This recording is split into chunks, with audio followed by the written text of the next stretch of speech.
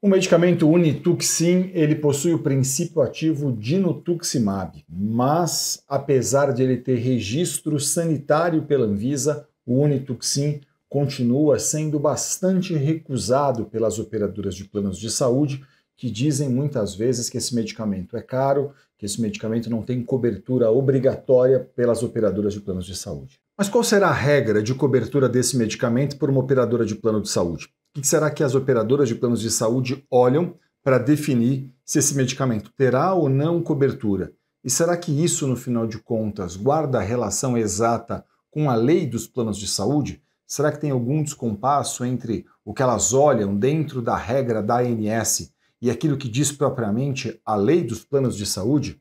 Eu sou Elton Fernandes, eu sou advogado e especialista em plano de saúde, professor de pós-graduação em importantes instituições da área e autor de livro jurídico. Hoje eu vou tentar desmistificar um pouco para vocês sobre as regras do setor dos planos de saúde.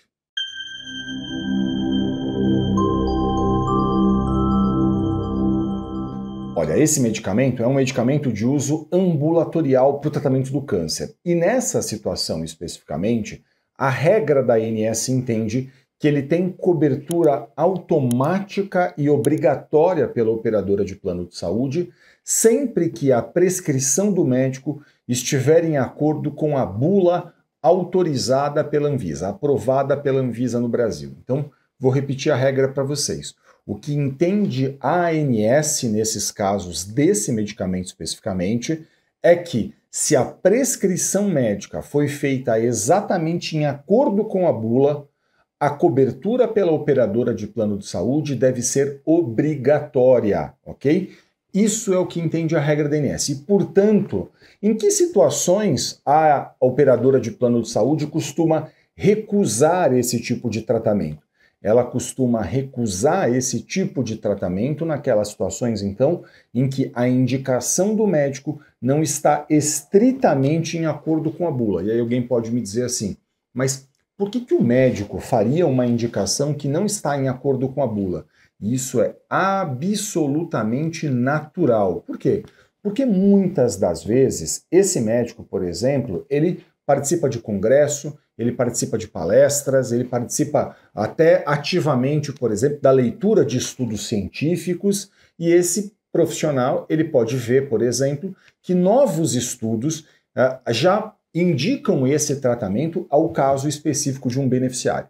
E aí ele faz o quê? Ele, se aproveitando desse conhecimento que a ciência já concedeu a ele se apoderando desse conhecimento, então, ele às vezes viu um congresso da ASCO nos Estados Unidos, que é o maior congresso de todo o mundo, oncológico, né, o maior congresso oncológico de todo o mundo, ele pode ir lá e fazer o quê então? Ele pode ir lá e falar assim, vou fazer a prescrição a esse paciente, mesmo não estando em acordo com a bula autorizada pela Anvisa. Isso é um erro? Em hipótese alguma.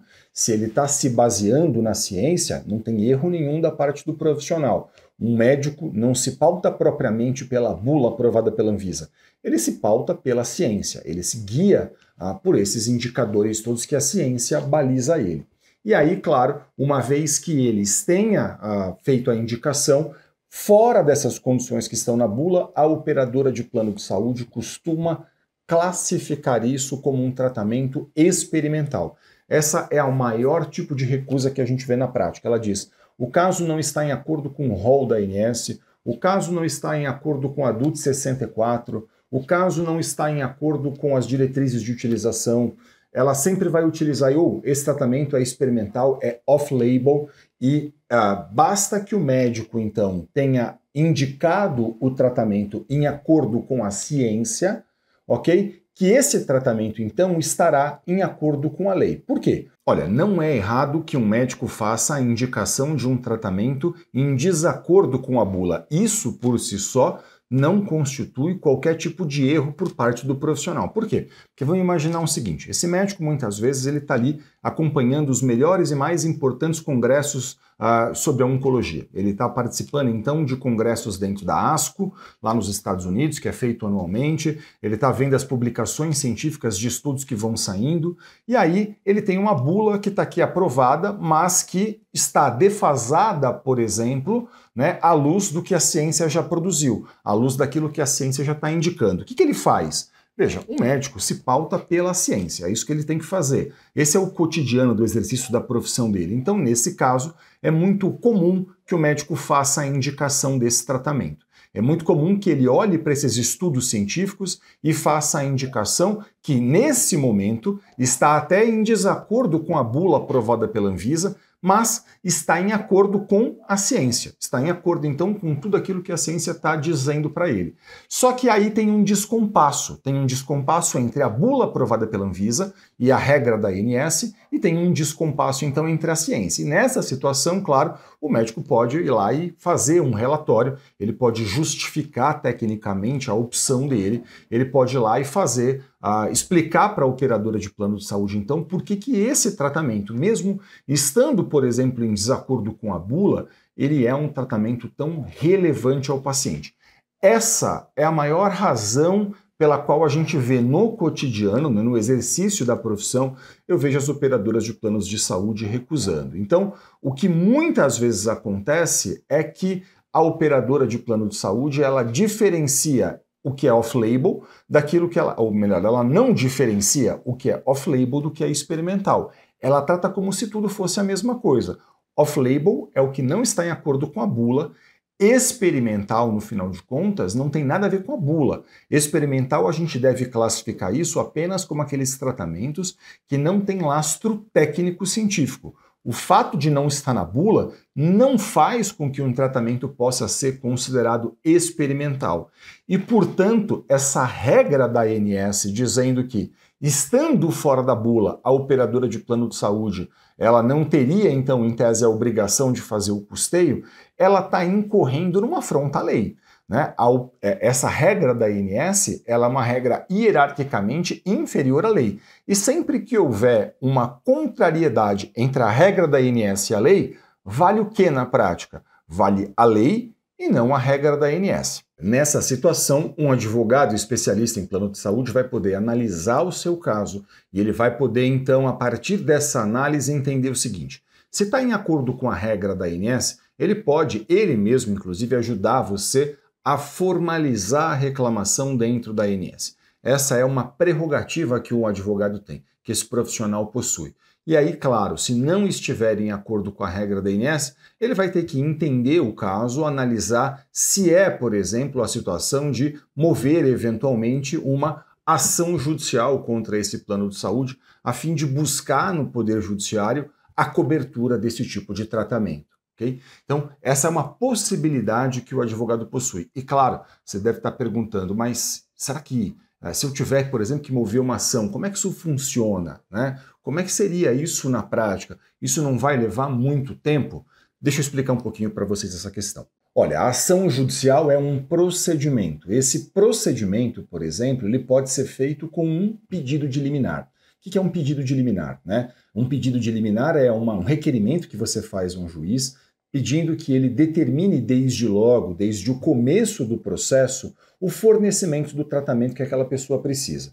Então, por exemplo, se você demonstra para um juiz que existe um direito e uma urgência, o que o juiz pode fazer? Ele pode determinar desde logo o fornecimento daquilo que você está fazendo o pedido. Então, ele olha para o caso, ele sabe que um processo vai ser longo, e bem porque o juiz sabe que um processo vai ser longo, muitas vezes ele vai poder dizer o quê? Olha, estou entendendo que nesse caso, esse beneficiário aqui ele não pode esperar o final do processo para poder usufruir desse direito. Então, entendendo que existe direito e que existe urgência, ele pode, então, determinar essa liminar. Ele pode conceder essa ordem liminar a fim de que a pessoa possa usufruir desse direito logo no começo do processo. Ele pode fazer isso a qualquer momento.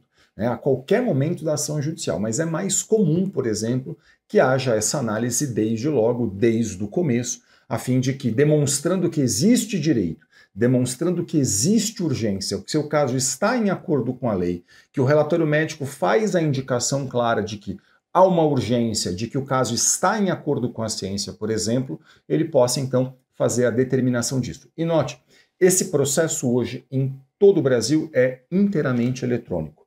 Então assim, do Oiapoque ao Chuí, não importa onde você esteja, um processo judicial é inteiramente eletrônico. Imagina que você mora na cidade de São Paulo e você vai conversar com um advogado de São Paulo. Esse profissional vai mover uma ação judicial eletrônica. Hoje existem até audiências que são feitas de forma eletrônica, embora nesses processos especificamente que envolvem plano de saúde, é incomum que haja a necessidade de uma audiência. Pode haver a necessidade de outras questões, outras provas dentro do processo, mas audiência, participação de audiência, não.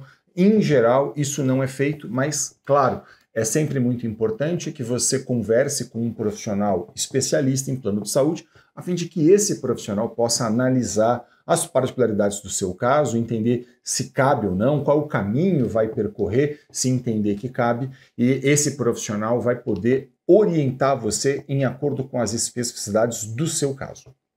Você vai poder dizer para mim eventualmente, mas eu não conheço ninguém que seja especialista nisso. Veja, deixa eu falar uma coisa para vocês. Hoje, essa consulta com o seu advogado pode ser feita até de forma online. E eu tenho muito orgulho de dizer para vocês que em todo o Brasil, nas pós-graduações em que eu leciono, a gente forma profissionais cada vez mais capacitados, especialistas nisso, capazes de olhar profissionalmente para uma questão como essa, capazes de fazer uma análise cuidadosa de um caso, a fim de poder entender quais são as possibilidades que a gente tem, quais são os caminhos que vão ser percorridos. Então, se você não conhece um profissional aí da sua cidade, por exemplo, você pode buscar isso pela internet, fazer isso online com um profissional, não tem problema nenhum, até porque, como eu mencionei para vocês, um processo que eventualmente tenha que ser movido um processo, essa ação será eletrônica, tudo correrá eletronicamente. Então, não importa se você está numa cidade e seu advogado está na outra cidade, se você está num estado e seu advogado está muito distante de você, porque tudo isso pode ser feito hoje de forma online, e eu tenho muito orgulho de poder dizer que em todo o Brasil a gente forma nas pós-graduações em que eu leciono profissionais muitíssimo capacitados para lidar com esse tipo de questão. Então, eu sugiro muito que você converse sempre com profissionais especialistas nesse tema. Eu espero que esse vídeo tenha sido útil a você. Muito obrigado pela sua audiência. Se ficou qualquer dúvida, deixe um comentário aqui no canal. Para a gente é sempre um grande prazer poder ajudar, interagir, tirar dúvidas e, claro, não deixe de acompanhar a gente nas redes sociais. Muito sucesso para você e saúde. Até o próximo vídeo.